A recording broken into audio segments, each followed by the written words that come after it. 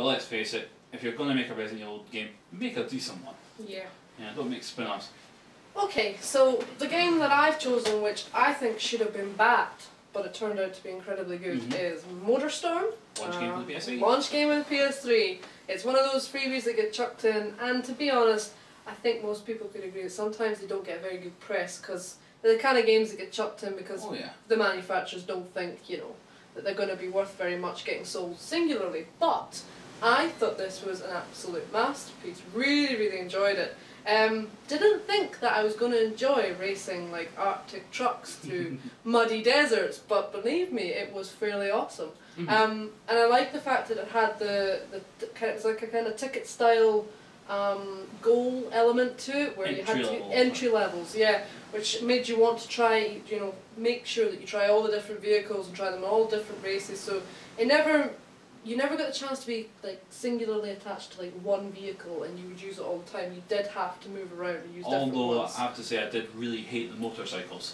Motorcycles were fairly terrible. Yeah, but the fact that you could do that to people when you're driving by, or if you're on an ATV and go wanker in the truck and then get crushed by the truck. Absolutely. The soundtrack to it I thought was really good as well. Yeah, real songs. Really good music and really good, got you in the hype for doing a race, and the scenery was fantastic. I thought the actual racing areas were fab. You gotta remember that was designed to show off the power of the PS3, and it did it spectacularly. It did. I mean, it was a showcase game. I was going to say something, but I can't remember now.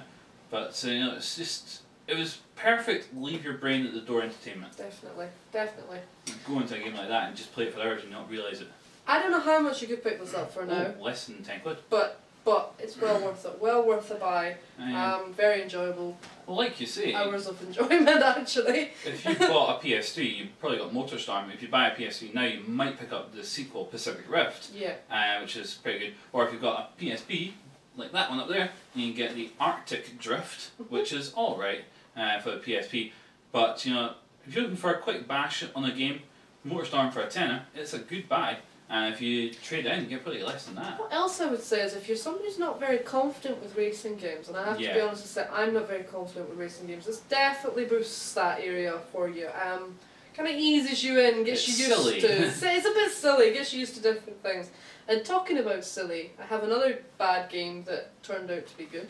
I had Muppet Race Mania, which some people may remember, that got released with the PlayStation. It was also a launch game, but not at the time that the PlayStation originally came out. This was a few years later. If you were buying a PlayStation, this was the game that got chucked in, a bundle game. But absolutely awesome. Kind of sounds like it worked on some of the things that were displayed in Super Mario Kart, but I think it was better. Was it 3D though? It was a full 3D. It was a full 3D game, yeah. It had fairly amazing sets. I mean, the sets were based on places that the Muppets visited in their movies. So you had hotels that you could ride through. It was a little bit like the set designs were a little bit like Micro Machines, but more detailed and obviously three-dimensional. You could go into certain like hidden areas and stuff and free roam. It was a fantastic little game, and it got me fairly hooked. Especially as I hadn't seen all the Muppet movies, and by completing races you could get new characters and get clips out of the ones I hadn't seen, which made me want to go and watch them, so it was quite good. Muppet Babies. Exactly. Yeah, I get that. Me and my sister watch that constantly. And I think the final game on our little list for this micro show that we're doing, because I don't know if we're going to be splitting this up, would be Micro Machines. Micro Machines. I've rented Micro Machines from Blockbuster so many times, I actually believed I owned the game. Because I went into my bag of SNES games, which I dug up when I put this thing on the shelf, and realised I didn't have a copy of Micro Machines. I played it that much without realising I'd ever owned it. And it's just amazing. Little cars on kitchen tables running around Cheerios. It was kind of the bounciness of them when they went off track, kind of just like little peanuts getting kicked about the place. Yeah. It was really great. But the helicopters and planes and the speedboats, and you could use little weapons in the 3D version. I can't remember what I first played the Micro Machines on. I want to actually say I played it on a PC. Actually, played it on PC probably. I swear I played it on a PC, and it was awesome. I got Micro Machines 3D for the PS1 in Glasgow. My parents were out there. Went out there. I must be about 14. And I said, "Mum, get me this." And I was like, "Yeah, sure." And it was kind of weird, you know, buying something away from home. got home and like just playing it in 3D with tanks on pool tables with giant mallets coming out of them, weapons, and big shields, and trading cars and upgrading cars. Yeah. It was just so much fun. It's not your Gran Turismo. I mean, but like it probably Motorstorm, shouldn't have been as good as many people think it is. Micro Machines didn't launch that well. Very flat sets as well. I mean, when you think about the actual areas you were going around, there was very little detail in it. It's quite blank. But still magical. Loved it. Loved going around pool tables. That was great. The greatest thing was is that because I had Micro Machines when I grew up. I had the hundreds of cars on the carpet and playing around, and then be able to drive these cars round pool tables and round the garden shed, and it's just awesome. And that's what I think we're trying to say with these games, is that they don't have to be perfect. Yeah, I mean, they don't have to be masterpieces. If you try to make a masterpiece like Final Fantasy, we know people are going to buy it. You put the word Final Fantasy on something, it's going to shift millions upon millions of copies.